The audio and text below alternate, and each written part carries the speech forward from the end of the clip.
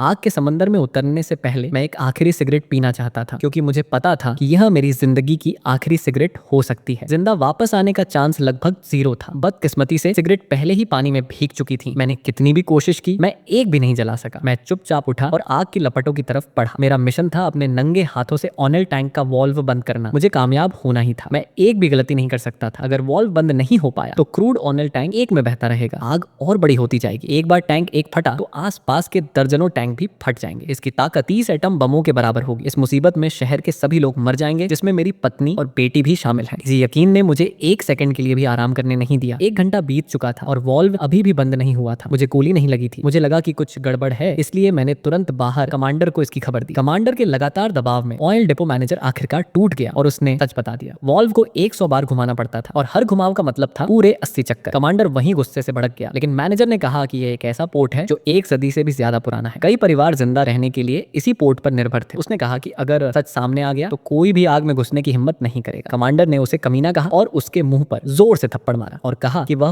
Fire fighters को बिल्कुल नहीं समझता। 80 चक्करों का एक चक्कर होता था। एक वॉल्व के लिए 100 चक्करों की जरूरत थी। इसका मतलब था एक वॉल्व के लिए 8000 चक्कर और कुल 4 वॉल्व थे। इसका मतलब था 30,000 से ज्यादा चक्कर। हम जिन हालात में थे उनका तो जिक्र ही नहीं। नॉर्मल टाइम में भी यह मिशन नामुमकिन होता। सच जानने के बाद मैं वहीं चुप हो गया, लेकिन फिर भी मैं वॉल्व घुमाता रहा। इस लंबी लड़ाई ने मुझे और मेरे साथियों को पस्त कर दिया। हमारे टैंक में ऑक्सीजन पहले ही खत्म हो चुकी थी। बहुत ज्यादा गर्मी में सांस लेना भी मुश्किल हो रहा था। खुशकिस्मती से मैं 2 वॉल्व बंद करने में कामयाब रहा, लेकिन तब तक आग और भी तेज हो गई थी। ये जानते हुए कि बाहर से मदद मिलना अब मुमकिन नहीं है, हम साइड के उस पार आखिरी 2 वॉल्व की ओर मुड़ गए। रास्ते में एक धमाके ने मुझे लगभग आग की लपटों में दबा दिया। शुक्र है एक टीममेट ने मुझे समय पर पकड़ लिया और स्टील के स्ट्रक्चर पर खींच लिया। फिर हमने मौत से अपनी आखिरी लड़ाई शुरू की, जैसे उसे हमारे विरोध का एहसास हो गया हो। आग ने अचानक पलटवार किया। यह देखकर डिप्टी कैप्टन ने टीम के आखिरी मैसेज रिकॉर्ड करने के लिए जल्दी से अपना फोन निकाला।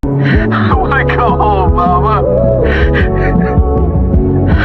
I'm exhausted.